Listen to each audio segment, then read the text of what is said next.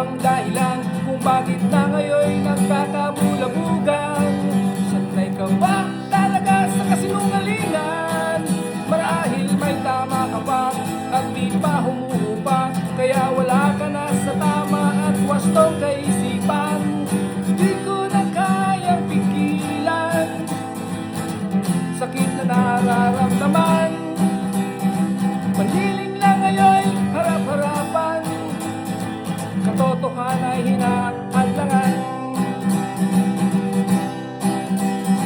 Sa ibang bayan sila'y naninindigan, sa ating ay kabaliktaran, alipin sa kataksilan.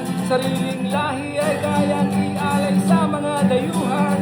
Bakit tahimik ang may mga tala? O nakakapepe talaga makatikim ng maleta, bulag-bulagan sa mga salos ng kasalukuyan.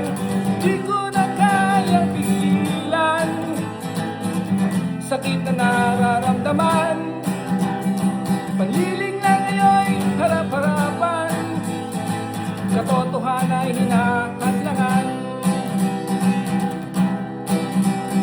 Gusto mong sinuka na ng kalikasan, pagmamangmangan sa mga may katungkulan, sa sobra na nilang gahaman sa kayamanan. Hindi mo madadala sa kamatayan, kundi ang iyong kasalanan sa pagpahirap sa bayan at sa nagloklok sa'yo sa kapangyarihan. Di ko na kayang pigilan sakit na nararamdaman. Panliling lang ngayon, harap-harapan, katotohanan ay hinahadlangan.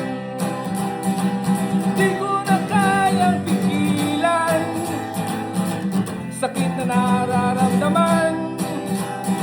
Panliling lang ngayon, harap-harapan, katotohanan ay hinahadlangan.